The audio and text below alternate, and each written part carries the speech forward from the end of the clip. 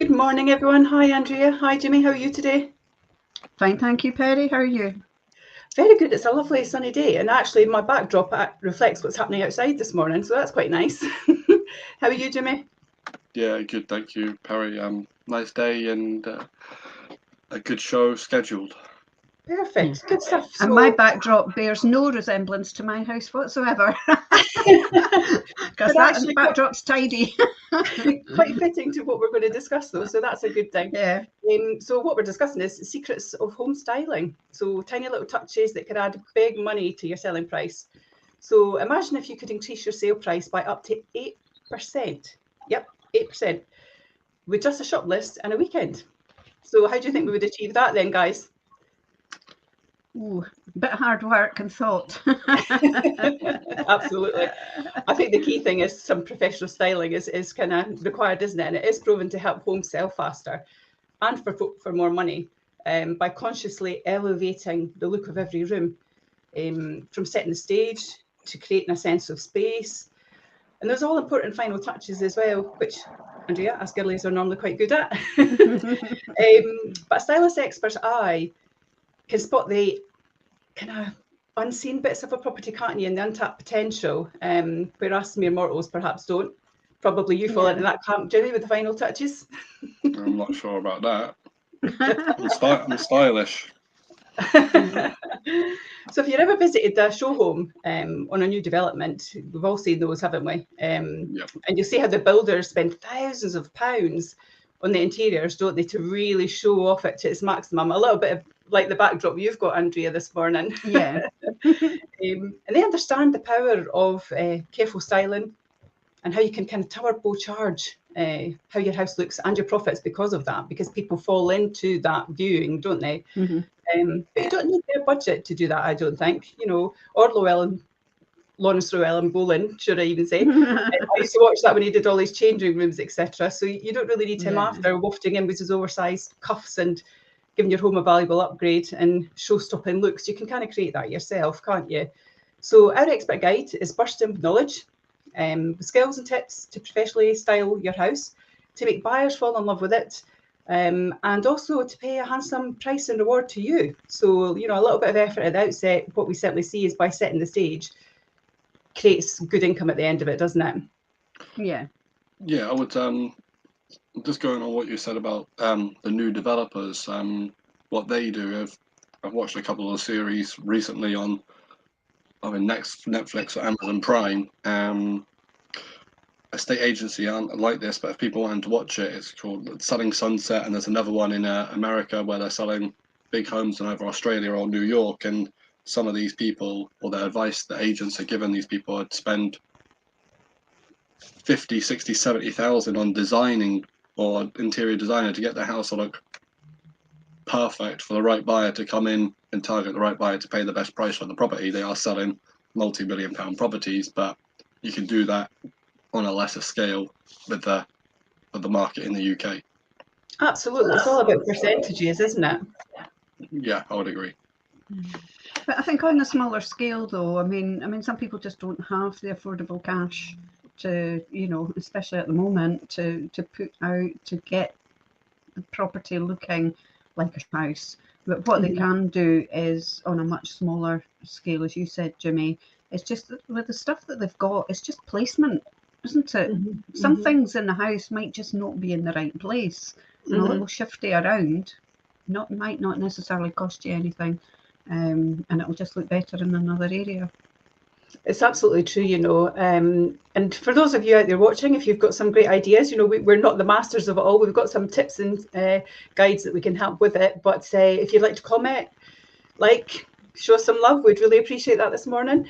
But I think when you talk about that as well, about how you design and doing it on a budget, there are various ways that you can do that, and it is about making a difference. I remember not that long ago, we went out to a property, and it was one actually that Jim had gone out to. And we were really struggling for viewers because it's kind of open plan living. But what they had done is they put like a couch almost across the middle of the room, separating the open plan a little bit. But what it did was make the rooms look really small in both areas. So we were trying to kind of work out, why are people not falling in love with it when they go to view it? And we couldn't understand it. So came up with the thought of, well, why don't we just jig the furniture around a little bit? And we moved that couch, put little tables and lamps and things in, and suddenly the room just looked twice as big. Mhm. And actually, we sold it because we did that. And the feedback from the client was they couldn't believe the difference of just moving one piece of furniture had changed the whole look of a house. Have you had examples of that, Jimmy, when you've been out and about? Yeah, definitely. A lot of people, what I get, especially if it's part of an estate, they tell me, oh, I'll be ready in 2 weeks when I've cleared the whole property if it's got a lot of stuff in. Mhm. And always say, whoa, hold on a minute. If you're moving all the stuff away, then there's no character or homely feel to the property. Let's have a look what we can keep and where we can position it to make it look like a home and functional for this is who I think the buyer is going to be. So let's put X, Y, Z here and this over here. So if it's a family home, then it flows through nicely into the back garden or outdoor living, or if it's a downsizer, where we can position it to make it as easy as possible to maneuver around and can see the longevity of that being their last move or whatever it may be. So yeah, it's not always about that, it's about suiting it to the buyer as well. But there was a video that Andrea, I think you shared recently, the final touches, where Jim was mopping the floors up to make it give it the right shine and stuff like that. So there's loads of little things that you can do just to give it that extra pop. Yeah, we've got a comment here from Jim Gilmore. Good morning, Jim. Thanks for joining us. He's starting his first flip next week. Would we recommend staging it? I think the answer would have to be, if it's going to be an empty property, putting some kind of furnishings in it will always enhance it and show it off to its best. People will get an idea fully of what the rooms can take, furniture wise. You don't want to overcrowd it, and you want to do it just maybe a basic staging. So if it's a little kitchen that can get a table in it, put a little table in it, and people can see what they can do with the space. All right, Perrie, have you got any thoughts on that as well? Yeah, absolutely, I do. I think the key thing, Jim, is to make it also as neutral as you can. Don't go kind of overboard on the decor, because what you want to do is show it to a way that anyone with any taste can see it almost like a blank canvas, if you like, but also like a modernised and good version where they don't feel that they need to do anything to it. Really welcomes them in and gives them an idea of having what they can use the space for, rather than limiting it because you've already designed it all. But staging is really important. And actually, there may be a lady watching this morning, Linda Martin. If Linda is watching, Linda is fantastic at this, and she does exactly what you're looking to do, Jim. And she buys in the Fife area, and she designs and flips property, and she always stages them. And she's a very successful businesswoman by doing that. So absolutely, really good if you maybe try to locate Linda on social media. Linda Martin, very good at it. We actually there was a Wells Creation Show programme which you can find on our website blogs with Linda Martin. It was a few months back, but you should be able to find that quite easily. And she gives great hints and tips in that, and got a lot of pictures of what she's done. Yeah. So thank you for your question, Jim. Jimmy, have you anything to add to it? I'll be dropping you a message, Jim, so I can sell it for you. Right answer, Jimmy. If it was the first thing, Jim, that a professional property stylist would do is look around your home for what they can already work with. So there'll be a blank canvas, and because every stylist wants to start with a blank canvas and make it clear on the mind to create a perfect picture. So as I said previously, I would be, once someone comes and sees you and knows your market, then I'd be styling it and furnishing it to suit that person who's going to come through the door and most likely to pay you the best price. Yeah, that's a really good point, actually, Jimmy. And that takes us in nicely to actually our next conversation. So streamlining your home, we've got 4 really good processes and parts to this where it can help you, and it would possibly assist yourself, Jim. So Jimmy, do you want to start off with kind of the first ones? Yeah. To work with designers, dispensers of luxury branded bathroom products like Joe Malone, fluffy white towels, robes, stylish storage boxes and baskets, candlesticks, figures, accessories, and books on shelves or coffee tables. I actually had a client recently sold a property in Ladybank. You have a look on it. It's on Commercial Road. All the bedrooms had a colour theme, and she had like little face masks on the beds and candles and stuff like that, and towels and throws over the beds. It was really nicely done, and that was just, she had good style, I guess, because it worked well. She got a great price. That was a brilliant and beautiful home, actually, and you make a good point there, Jimmy, because I think what we see, we all do it ourselves, don't we? And we want something lived in, but we all love it if we go to a nice hotel, don't we? And we go to the bathroom and you've got the nice soaps and you've got all the kind of luxury items. We do enjoy that, don't we? Yeah. And it's quite nice to do that in your home, because it kind of creates that sense of high-end finish to anyone who's coming to view it, doesn't it? And you don't need to spend a lot. Yes, Joe Malone's fantastic, but honestly, you can go to Aldi's and get almost the same thing for like £3 or £4. You know, it doesn't need to be totally expensive. I'm like a big Aldi fan at the moment. I've kind of recently started going there, as I'm sure some of us have, because we're all kind of feeling a bit of the squeeze. But you can get some nice styling finishes there that look nice. And Aldi are quite cheeky in how they do it as well, because their bottles actually even look like Joe Malone bottles, which is quite nice. So there's good ways to do it without spending a buck of money. Jim's just thanking us for the advice. You're more than welcome. But yeah, have a wee trip to Aldi as well for your finishings. What would be the next kind of point that you think, Andrea, would be good to kind of advise? To hide away, or not hide away really, toothpaste and toothbrushes, washing up liquid, dishcloths, sponges, hair dryers, plastic chopping boards and utensils, loose paperwork, phone chargers, of course this sounds like my house, stray cables, spare loo rolls, and anything else that doesn't look beautiful. You know, you can keep the kids out, but you know, hide all those other things away. People don't want to see your toothbrush and what brand of toothpaste you're using. You know, if you don't have a cupboard already, just gather them up, put them into a plastic box and tuck them away somewhere so that they're not on display. You know, you don't have to go to the expense of putting up a wall cupboard in your bathroom. And if you've got space for it and you think it's going to sell your property better, yes, you can, you know, we got really nice ones out of IKEA with mirrors on the front, and they're absolutely ideal, very easy to put up. You don't really need a tradesman to do it. So again, that's saving you money. But yeah, tuck those things away. Don't leave things out for. The more you leave out, the longer people linger, and the longer they linger, the more chance they've got of spotting something they don't like.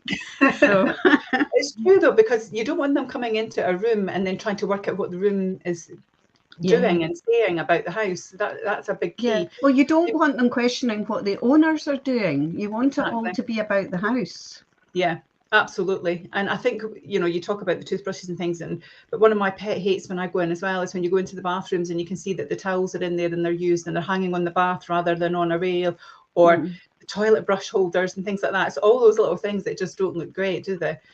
So it is about that kind of declutteringness, I guess, while still keeping it warm and inviting and lived in, because you don't want it to look like a show home where actually they can't imagine themselves then living in it. So it's a fine balance, isn't it, of getting that right?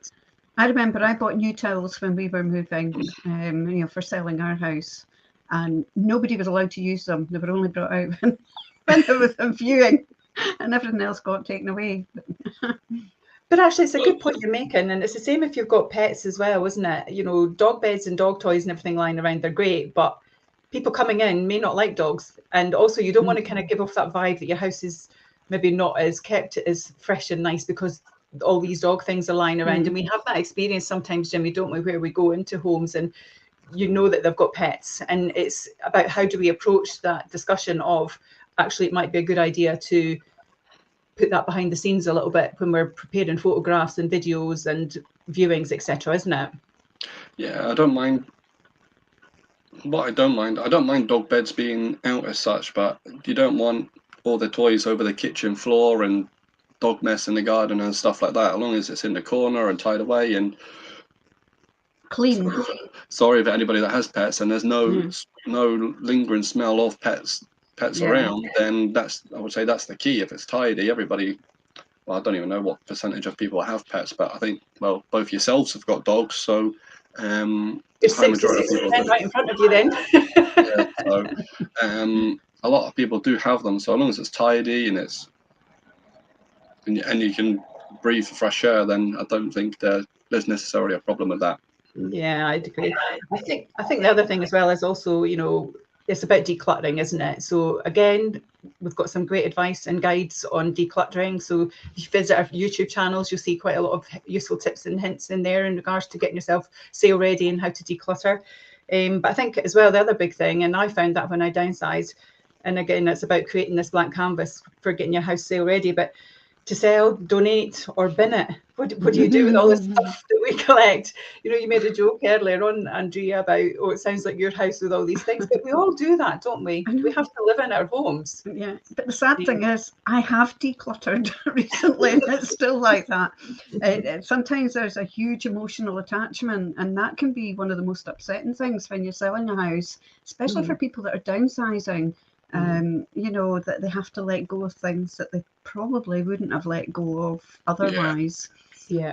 I mean, I was at my mum's the other day there, and I found the 1980 school magazine from when I was in my second last year at school, you know, and I've had great fun contacting the people in it and sending them the pictures and the poems and things that they've written in it. So, but, you know, my mum would never throw anything like that out, and I don't think I would either. There would always have to be an attic wherever I go. It is a big thing, isn't it? And whether you've grown tired of something, or you don't want it being taken away and you don't want to put it away, decluttering your rooms, your cupboards, and even onto your beds, to give your home room to breathe and impress, just like we spoke about there, about that whole kind of breathing and impressing and giving space. And actually, when we talk about that, I was at viewings at a property this week that was really popular that we've sold, and got a great result for our client. But there was a couple of viewers who'd come to that, different sets of viewers, who were doing exactly that. They were downsizing, because where they lived was too big. Oh. Fishman. That is. They're passing across the road, getting their fresh fish. Oh dear. Yeah, and you don't want your house smelling of fish when you're doing it. But yeah, so these two couples were going around this property, and the whole aim of them being there was because they wanted to downsize from what they currently have, because the houses they have are just too big. But every room that they were going into, oh, this is not as big as my bedroom, and oh, this is not as big as my lounge at home, and oh, the kitchen's not the size. And I was like, why is it you've come to view this? And they said, well, because we need to downsize. Right. So what you have to do then, downsizing means it's not the same as what you have. That's the whole point of it. So you have to kind of look past all of that and envisage the space that is here, and could it work for you? And that's a big mental barrier for some people, isn't it, to get over that? Yeah.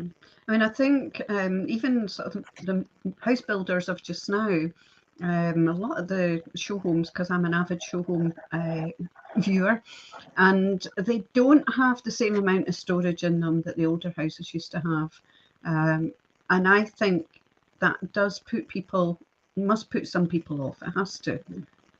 You've got nowhere. I mean, some of them don't even have a garage. Where do you put all your stuff? I mean, we've got I've done DIY for years, and we've got an absolute wheen of tools, and they're all in my garage, and an overspill into the house and some of the cupboards in the house. But you know, the modern houses just don't seem to have that storage, and also the attic spaces are not usable, either because they've got rooms built up into the roof space, or they're so highly insulated that you can't use them. You can't put a floor on top of the insulation, or it's ineffective almost. Yeah. So I don't know. I think people will struggle to they might get rooms the same sizes, but they certainly won't have the same storage. So for me, storage is always going to be a big thing when moving. And I think if you've got a lot of storage in your house when you're selling it, you need to make that obvious to your buyers how much storage there is. And there's nothing that says a house doesn't have storage, or good enough storage, is seeing things piled up on top of wardrobes, shoved under beds, and cluttering worktops and things. Yeah, exactly. It reeks of there's nowhere to put it, doesn't it? Yeah, no, I completely agree. But I think the other point as well is, you know, to pack for your move, get yourself ready for that. So anything moving with you that's either not being used or takes up space, pack and label it by room, using smaller boxes for lighter lifting, easier hiding, and flexible transporting. And if you've got a garage or you've got an outbuilding or something, again, just putting them away in there, because you're getting it out of the house and you're creating that image of space, aren't you? Yeah.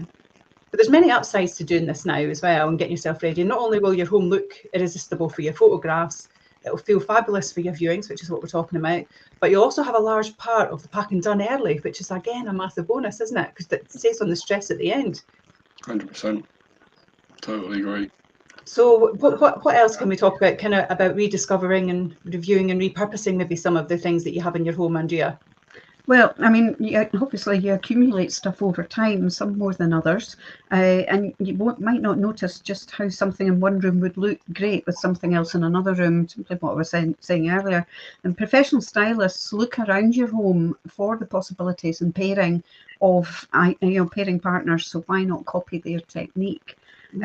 So you could put all your accessories together into one room, or you could take photos for a digital mood board, and you can see whether a colour palette or style inspiration emerges. So you would look for commonalities like colours, materials, porcelain, glass, timber, metal, and the style, whether it's, say, 1930s, Victorian, mid-century, modern. Do you know, I quite like the idea of that, a mood board, and doing that kind of inspirational digital platform. I've never thought about doing that. Yeah, you don't have to have a physical mood board. You can actually do a digital mood board. Yeah, I like the idea of that. So don't panic about having to go wonder where you buy a mood board from. Of course, I would just go to my garage and get all my tools out and my bits of wood and make one. But I think that's a really good idea. Can be ready for Christmas. Yeah, it's a really good idea, actually, and goes back to the question that Jim Gilmer asked earlier on about how do you stage a house. That's a great idea of how to actually visualize doing it, because again, if it's an investment, which is what Jim's clearly doing, every penny's a prisoner, I guess, in the project, isn't it? Because you want to get the best result for yourself. So I think if you do something like that digital mood board, that's a real good way of you actually saving time and money and effort, isn't it? Yeah, it is. In case you do it wrong and then you have to do it right again.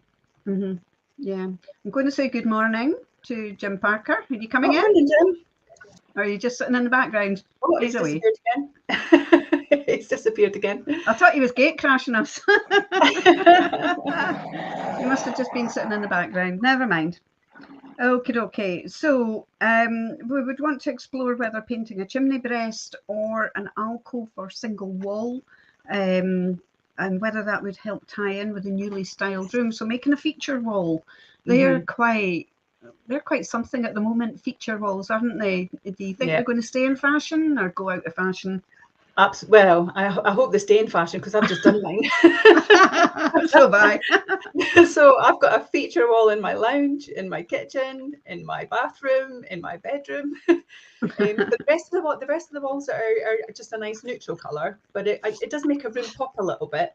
Yeah. And actually, when we talk about the fact of decluttering and not having things lying around, because I've got these feature walls and they're bringing the colours to the room, you don't necessarily need lots of accessorizing then in other big bold colours. So again, it keeps it looking stylish and decluttered in a usable room, rather than filling it with things to give you the colour.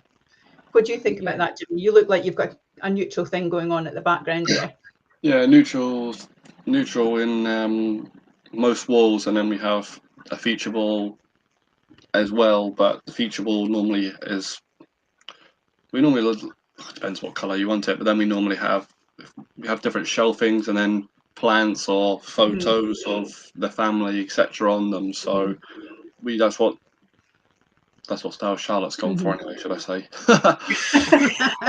But that's what you want to do, though. I mean, you want to declutter something. You want to kind of show homish, but not show homish, because you do want people to envisage what their family would be like living there. So they do need to see those family touches of family photos and what have you. But it does need to be in a way that it's not covering every wall, Yeah, exactly. Again, it's about doing it in a stylish manner, isn't it? Yeah, I agree. Yeah, I think even if it's white, if all the rooms are painted white, it just feels dull. Does that make sense? Sorry. Doesn't feel like there's character or a warmth in the room. Yeah.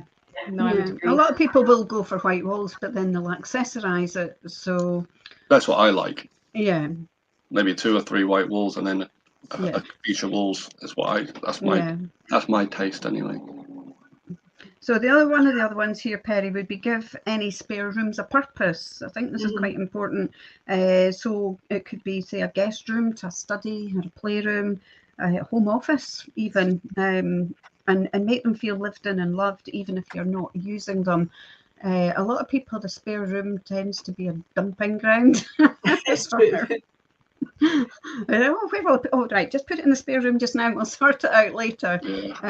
Yeah. And you're then in a big panic to clear it when somebody's coming to stay. Yeah, But yeah, I think you're right. Are important. Yeah, spare rooms are great. I mean, mine is kind of part dressing room, part office, which is what I'm kind of using it for just now. And it looks nice and tidy with my backdrop, but behind all of that, there's quite a bit of stuff everywhere, I have to confess. But it is important to use this. If you can show that each room is being used for a purpose, I think it's then easier to promote it, isn't it?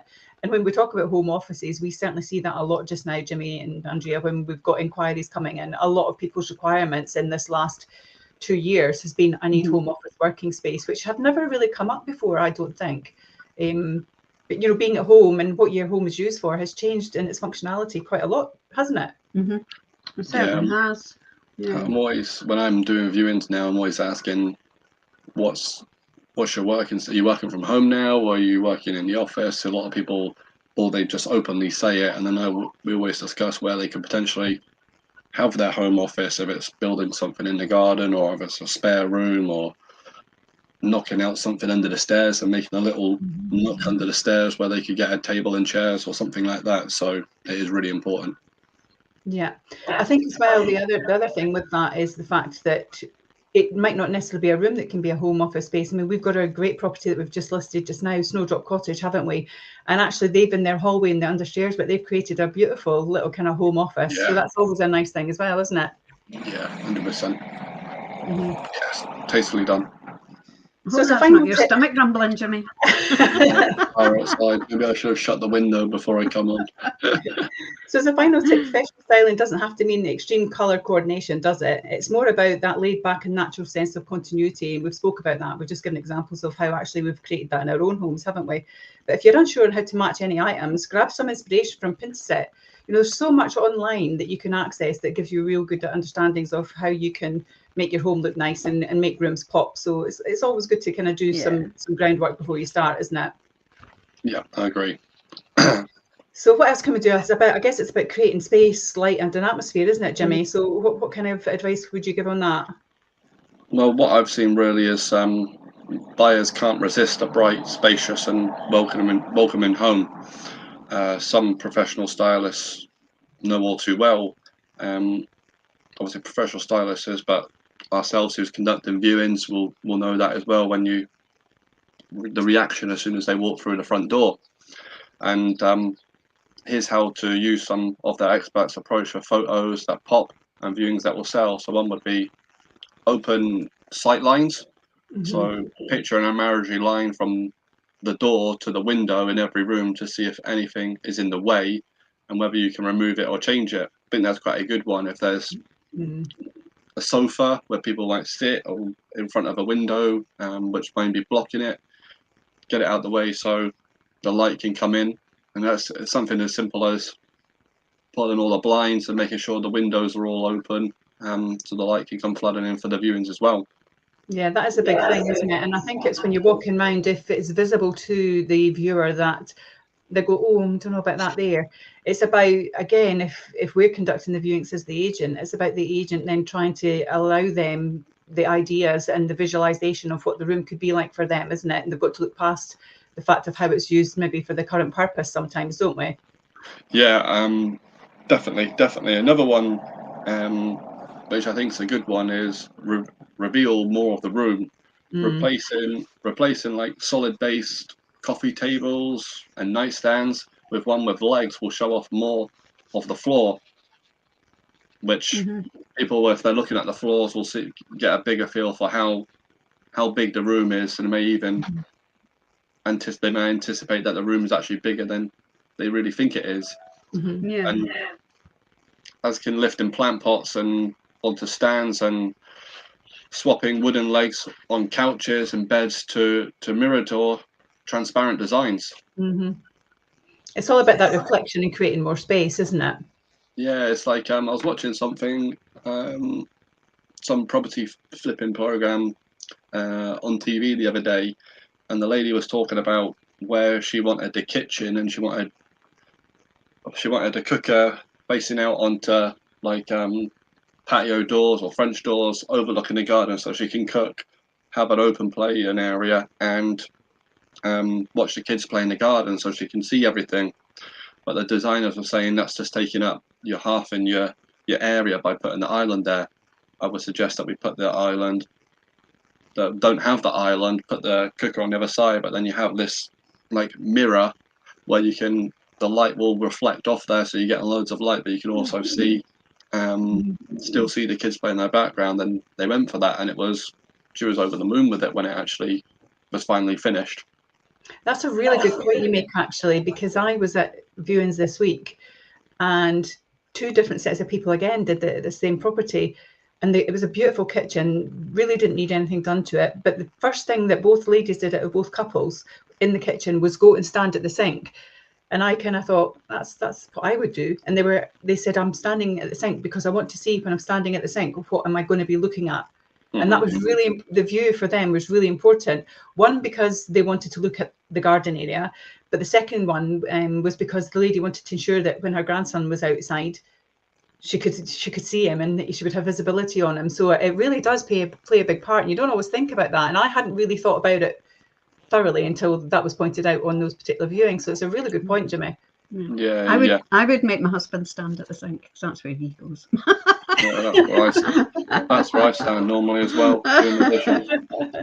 So it's not just about that. I think it's about lift up the light as well, isn't it? It's like low-hanging ceiling pendants can make rooms feel small, but raising them a little bit higher, but at least 7 foot off the floor really is ideally what you'd be looking for. But what that can do is dramatically improve the sense of space and the light, and also the reflections of the light within a room. As you said, Jimmy, if you're going to have mirrored or reflective items in a room, having that light coming in is a really big creator of space, isn't it?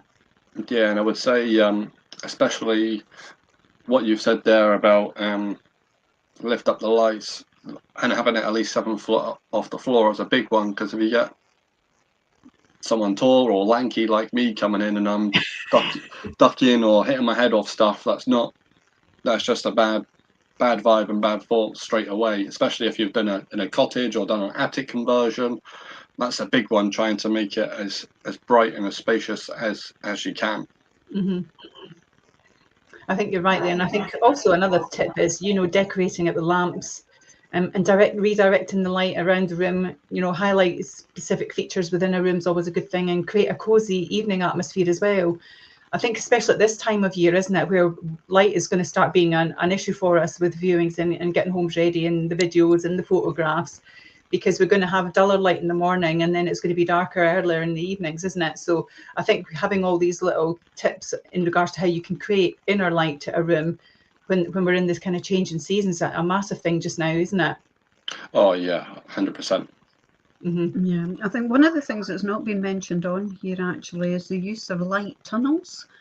So if you've got an attic and an upper landing, or if you're in a bungalow and you've got a dark area of your hallway, you can actually get it's just a tube that goes from the roof down to your ceiling, and it reflects the light down into it, and it's like having a 100-watt light bulb on during the day. Obviously it doesn't work at night, but it's excellent for lighting a dark hallway during the day without having to think about how to put in other windows or maybe putting in glass doors.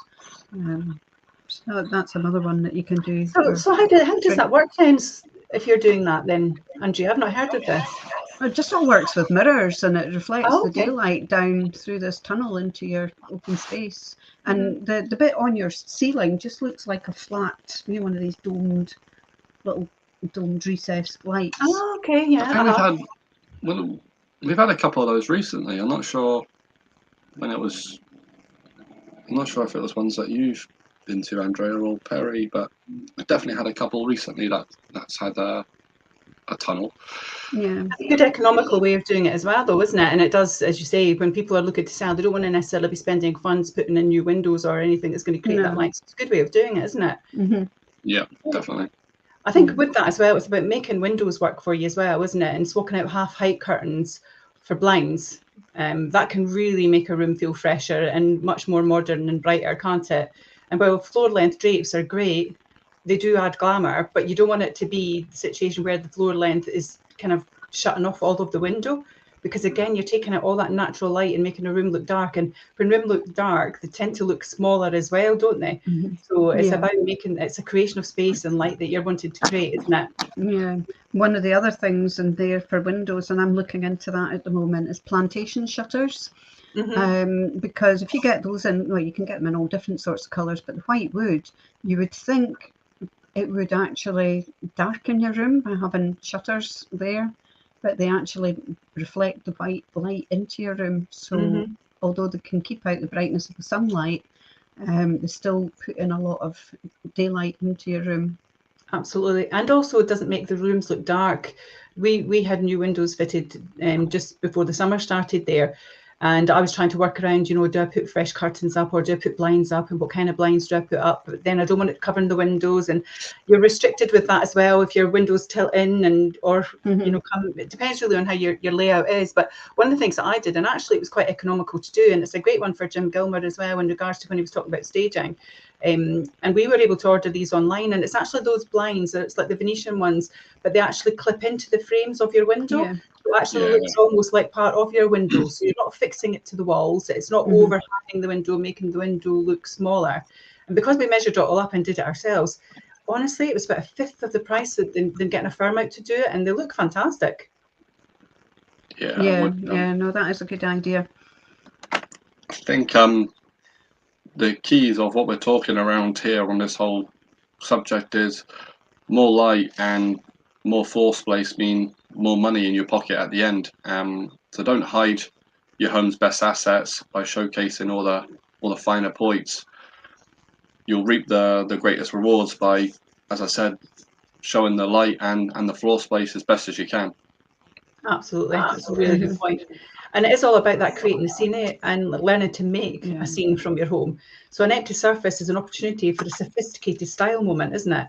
Professional stylish groups objects together to form mini stories or vignettes, don't they? And it's just about putting something nice into your room. And tips on that are, you can make it romantic and perfect for the bedrooms, but 3 is also, 5 is easy in the eye, and you can make it really nice and gleaming and shiny and spacious looking without cluttering. So it's all about these little tweaks and turns of ornamental bits that you put in the right places, isn't it? That bounce that light off and give that cozy creative feel, isn't it?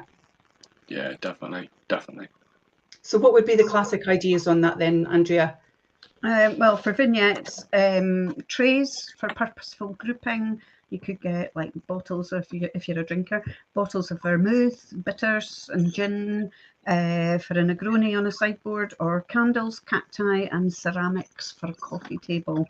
Well, I've done exactly that. So I have like a white dining table, but it's one of these kind of tall like bar ones with bar stools rather than a kind of sit table.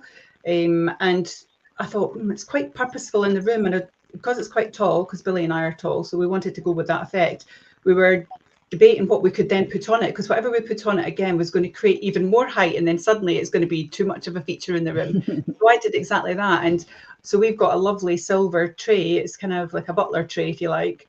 And on that we've got a glass decanter with some vermouth in it and just some nice glasses, and it sits really, really nicely there, and it looks quite classical as well. So it's a nice way to do something without, again, creating too much effort in the room and too much expense. But you're not allowed to drink it. It's got to stay as it is. Stay there. It's an ornament. It's an ornament. Don't touch it. What other ideas there's then, Andrea? Well, fireplaces with framed prints, candlesticks and figurines on the mantelpiece, logs, pokers, fire guards on hearths. If you've got a really nice fireplace, that it's a statement in the room, so you want to dress it to enhance it and make everyone fall in love with it, really. If you've got a fireplace that's a bit meh like that, well, you can sort of try and do your best with it, but chances are somebody buying your house will probably want to take out a rubbish fireplace anyway. But make the most of what you've got. I think that goes with log burners as well. So we're fortunate. I'm glad we actually got ours fitted last year now, because I think we're going to reap the rewards this winter. But anyhow, when we got the log burner put in, we were kind of thinking, it's got a black hearth, and I thought it's awful plain.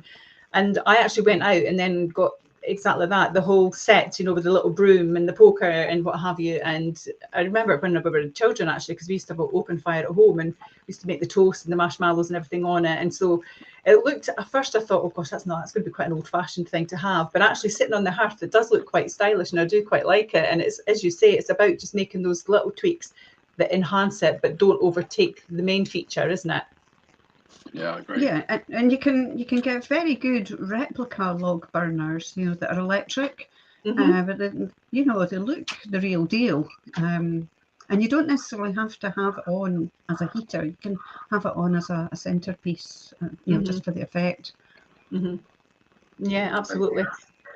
I think on that score as well, I mean, ceramic holders stacked with wooden kitchen utensils are always a good thing as well, rather than, as you said earlier, Andrea, having things lying around. But have them in front of your recipe books, like maybe with a timber chopping board. And it's all these kind of traditional things that kind of invite people to be in that kitchen, isn't it?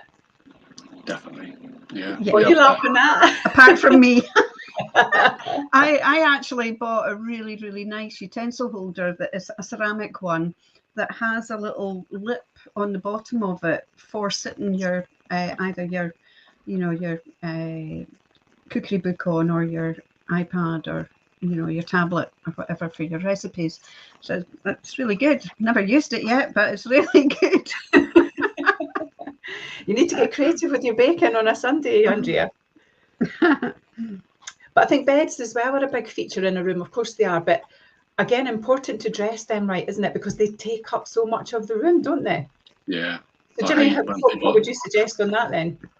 Make sure your bed's made. I've been in many properties where the bed isn't made, and had to make the beds. But beds with 2 rows of pillows and 2 nightstands, each with a lamp for which key is symmetry, making it look in place. And then what I would also do is maybe 2 other items, like a book, clock, vase, or a framed picture or candle on the side as well. Make it look symmetrical and symmetry, and everything has its place, if that makes sense. It does, but also you want to kind of create almost like a romantic feel in a room as well, so that when people come in there, they can see it as a relaxing down space, isn't it? Yeah, I would agree. Yeah. My pet bugbear is double beds pushed up into a corner. And I think, which of the poor souls of the partnership has to climb over the other one to get into bed? Always, it never fails, but you still see it because they want that bit more floor space. Yeah. But really, well, I mean, a bedroom, really, you're going to sleep in it. You're not spending your whole day in it. So really, you don't need to be huge. As long as you've got enough space to keep your clothes and have a wardrobe and a bed, I still think, even if it's a small room, you should try and have, a walk around it. Yeah, I think that's a really important point, actually, because any viewer going to see a property, if they see a bed against the wall, the first thing they think is this room's not big enough, which is why the bed's pushed against the wall. So you're trying to create that space, isn't it? And as you said earlier on, Jimmy, it's about making sure maybe that the bed's got legs on it, so you can see under the floor and it's all clean and fine, and it just makes the room flow more, doesn't it? Yeah, I would agree. Yeah, we used to have a Super King bed in a bedroom, and although we had enough room for it, we actually downgraded it to a standard double for the point of selling. This was quite a few houses ago now, just because it gave that bit more room at each side on the area where the bed was. So it's always worth maybe just keeping a spare double bed somewhere if you're thinking of selling, but you still want to keep your big Super King for when you move. Just swap them over and put the other one in the garage. Yeah, that's a good idea, actually. So from bedrooms, we're going to bathrooms. So, I mean, bath shelves loaded with body brushes, organic soaps, medicine bottles, or small vases. That can always look quite nice as well, isn't it? As long as you've got them on shelves that are not looking like it's going to be too cluttered. But it makes it quite inviting space as well, doesn't it? Yeah, we have. Charlotte has that all set up with our body stuff and all that. But I think if you'd have that in the bath, then like Charlotte wouldn't. If we were to move, Charlotte wouldn't buy anywhere unless there was room for a bath in there. So trying to make it like a relaxing place, or a place that you can not just to get more than just get watched, or but feel like a therapy room, if that makes sense. When you have the body brush and stuff like that, and candle scents in there, could make all the difference. Yeah, it totally does, doesn't it? And if people are stuck for inspiration, there's lots of websites out there. You know, you can look at whos.co.uk. They've got some great ideas, and help you kind of scene stealing ideas, if you like, in regards to how you would set up rooms.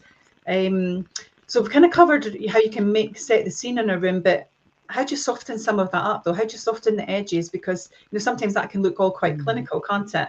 So, you know, from comfort and coziness are also something that people are looking for, and that's a final secret ingredient of a property, isn't it? You really want it to be nice. And I think professional stylists have really got that off to a great finish. And I buy lots of magazines just that I like to look at and see how they're doing that. But they soften the acoustics of a room, and they can turn echoes into dulcet tones without costly furniture replacements, or the upheaval of decorating, because not everybody wants to redecorate just to make a house look nice, do they? Yeah, I would agree. I would say the key word is contrast, for color to texture and fabrics, so everything gets a chance to shine. So what would ideas be around that then, Andrea, in regards to how you can get the textiles and colours? So in textiles, you can have like thick blankets on the beds, throws, cushions on the sofas, rugs on the floors, and woven knitted or leather footstools. I always think a footstool makes a room look posh. I don't know about anybody else, but I think it looks posh. I like a footstool, but it's so multifunctional as well. We've got, as you were talking about, splashes of colour. So, you know, we've got like a grey sofa, but then we've got a lime green chair and footstool, which sounds horrendous, but actually looks really nice.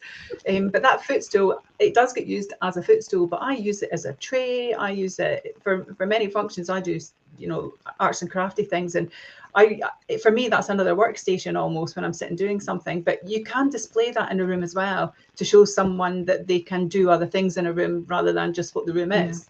Yeah, and of course a lot of footstools will have a storage space within them as well, so they're multifunctional. It's great. You can keep the remote controls from telly and video and the video. How outdated is that? Like 20 years ago, you could have kept the video remote control in there, but you know what I mean. Your Sky box and Virgin box and everything like that. Keep them all out of the way. Yeah, again, it's all about these little tricks of keeping something neat and tidy and polished looking, isn't it? Yep. Yeah. You could also have art, so you could hang canvas prints or frame pictures to warm up empty walls in an instant. You know, you've got a lot of these bargain sort of superstores, and you can get some really well priced canvases in there.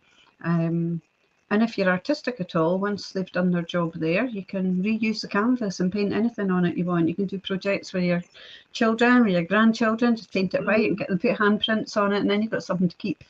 I think that's it, isn't it? It's nice to have those extra bits, and you don't need to spend hundreds or thousands of pounds on a piece of artwork. You can get them from some of these mega stores, you know, Home Bargains, B&M's, all those kind of places are doing them, aren't they?